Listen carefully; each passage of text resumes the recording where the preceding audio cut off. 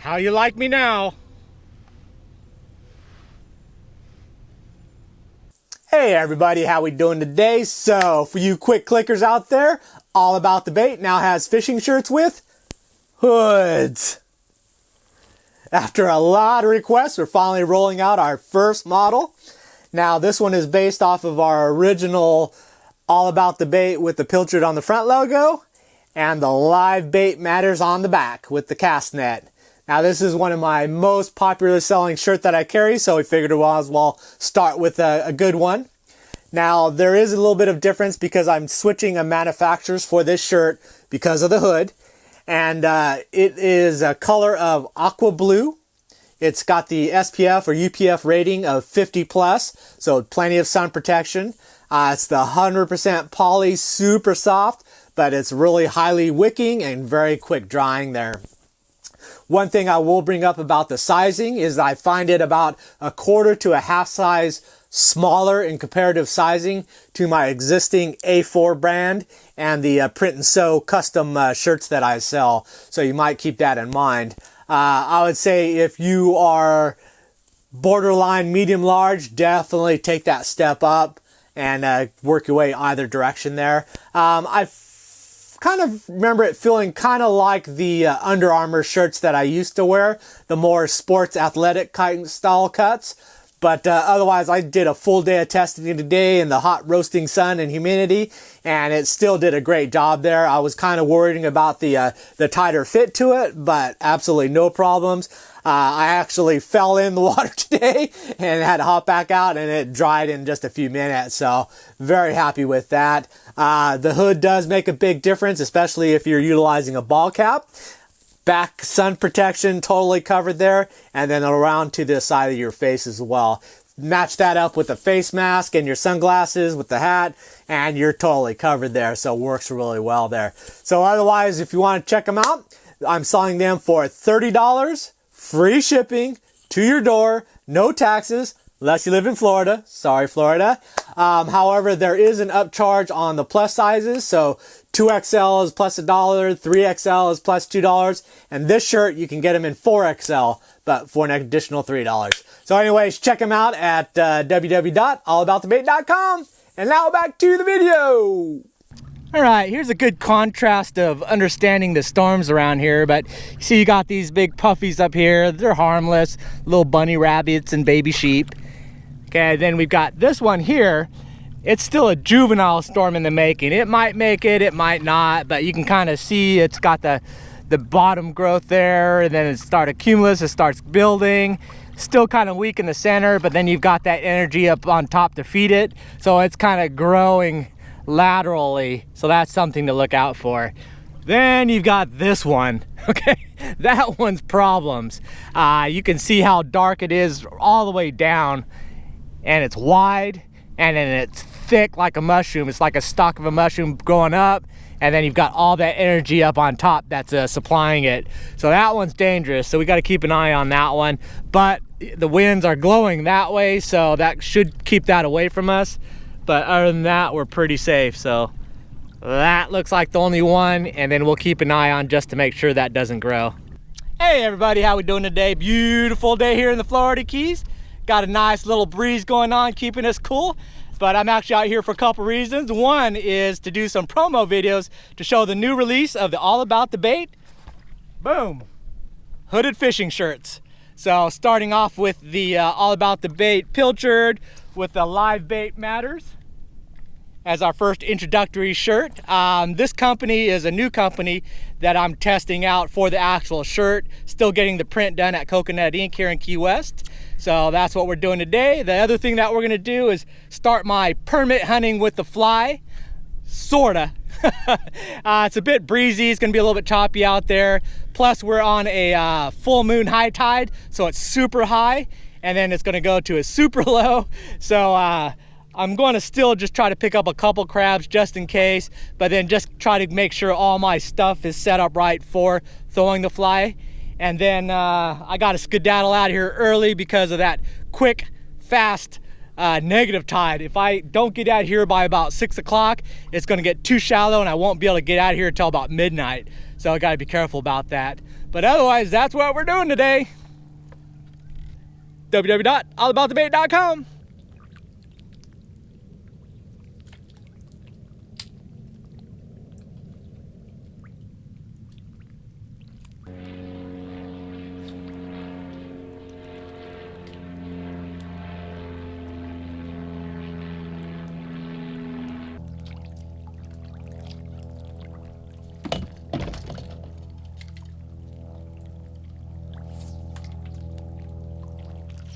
All right, for the permit on the fly, I'm going to be throwing a Kung Fu crab. So that's it there. Forgot what size hook it is, maybe a 2/0, but that's the guy, a little bit heavier eyes, so it'll drop a little bit faster. I've got my 10 weight. This is just a cheap White River fly shop, which is like Bass Pro's private label. And then I got this TFO Pro 2 9-foot 10 weight. So that's what we're going to be throwing out these permit, and if that becomes too hard, I'm going to try to pick up a couple of crabs while I'm out here, just in case before I transition to full fly. All right, so super high tide. The flats areas are about 2 foot deep, almost 3 feet towards the edges, so it's really not opportune for flats fishing because the fish can go anywhere, whereas it drops lower, then they'll start getting off of those thin flats and start moving down closer to these edges, and that's where I tend to target. But while we're waiting, all I'm going to do is get the kayak all set up. So I cleared out all my gear, like the usually I carry my gas can, the pedals, and move those out. This is my bucket container that I use for my step-up ladder, but I'm going to use that on the bottom, put my blanket over the top, and then I've got my little zip tie wire maintenance thing there that'll go on top. And especially in this wind like this, with that being raised, it'll keep it a little bit cleaner than going all the way to the bottom of the kayak. So I'm going to fix that up now. I'm going to arrange the anchor. I've got it tied off to the back, but because the way the wind's blowing, I want to be able to be pointed that direction so I can cast to it rather than being backwards. So I gotta use my anchor trolley and rig it up so I'm reverse. So that's the kind of things I'm gonna do while we're waiting, and just get everything set up, then move into some better zones when the water comes down, and then hopefully we'll see something. Because right now it's too deep, I can't even put shrimp out for crabs because I can't get to the bottom and see stuff, so we got some time. Okay, so that's all set up nice there. That raises it so that line doesn't have to fall straight down, and the organizer there keeps it in a nice little pocket area there, so that should work good. Now I just need to get the kayak turned in the right direction. Well, because the water's so high and finding tailing fish is very difficult, I'm just gonna stake out in a prime area and just hang out. I decided to go with my stakeout pole in my anchor trolley. That way I could pin the anchor all the way up front. The wind is blowing straight this way, so that's what I had to deal with. So by putting it all the way at the front, that gets me into the wind, which is good. This is the flats that I'm looking out for all across here. And then the sun is basically going to be over my shoulder, so I have a lot better visibility since the glare is not bouncing in my eyes. So I can see this flat really very nicely here. I'm back in off the sandy area, more into the grass area, because the fish will tend to work this edge, because that's where the shrimp and the crabs tend to gather up on the little crevices along there. Only negative with this aspect is because the wind is blowing straight at me, I can't throw like regular because the back cast will bring the fly right in the back of my head. So anything out in this direction, I'm gonna have to do a back cast, which is not optimum for me, but I'll live with it for the visibility. And then anything down on this side is perfectly, because that's downwind and that's not gonna be a problem. So just that's an issue, but I'll take it because I could see. And right now, because I won't be able to see tailing, I need to be able to see fish, so that'll give me the best shot. So I think that's the best we could do until this water drops. Then maybe we'll see some movement, but also I have to get out of here before it gets too low. Otherwise I'll get stuck in here. But this is good practice. I think I've got everything, my rod's taken down over here, so there's nothing messing with my cast there. This my raised perch there for the line maintenance part. So I think this is a decent setup. Just bring on the permit. All right, finally saw my first tail. There he is, tailing, coming down the edge there. It's pretty far out, but he's coming. He's just right there. Pretty sure that's a permit. Yeah, he's coming. Just gotta keep my eye on him. Oh, he's over there. Just working that edge. Oh, coming across there. Oh, sees the tail there.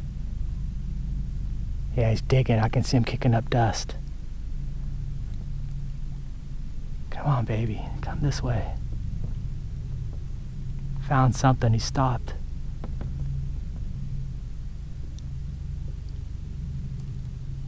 Oh, there's the tails.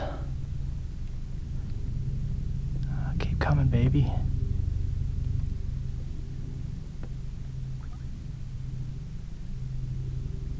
That's the first one I've seen. Oh, he's going the other way now. Dang it.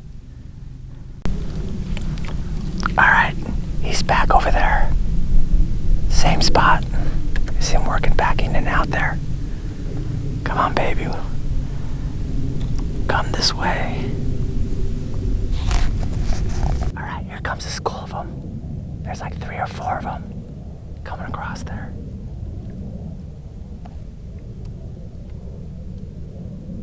Yep, they're right there. Keep coming this way. Here they come. Oh, come on, keep coming. There's 2 of them.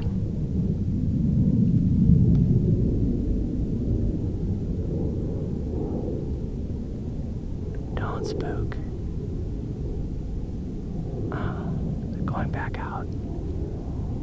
No. Circling around.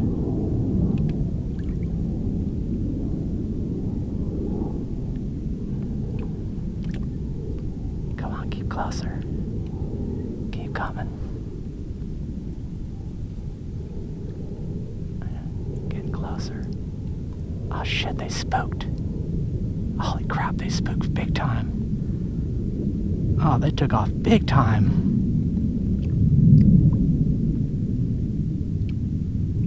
That's not good.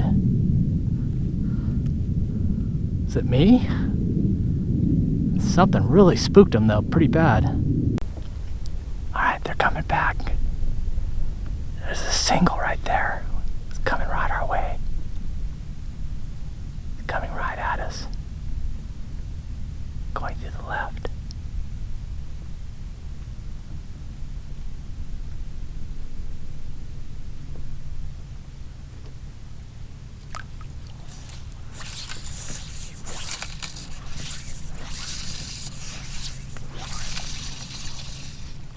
Right there.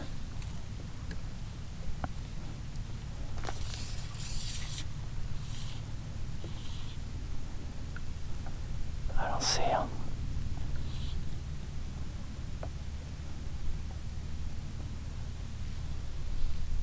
Oh, I can't see him.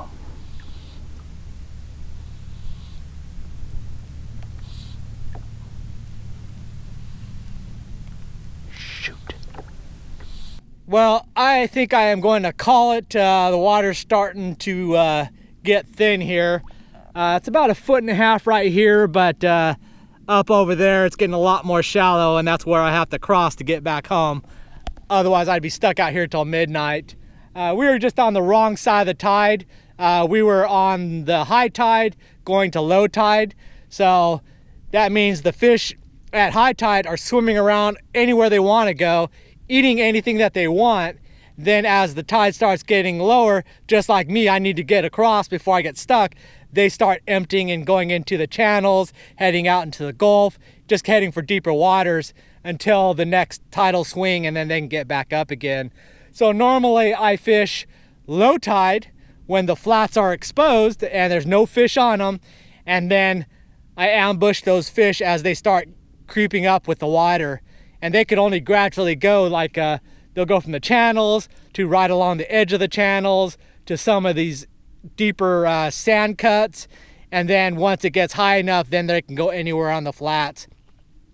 The other negative when you fish the downswinging tide is that they've been spending the last 4 or 5 hours eating as much as they want, because they can go anywhere, and especially all these areas that only touched half the time, gobble it up, and then when I'm targeting them, they've already eaten. So that's the other good thing about the incoming tide. They've been sitting in those channels for 4 to 5, 6 hours, haven't eaten anything, and so they're ready and hungry to come back up and start feeding. But let's get out of here so we don't get stuck.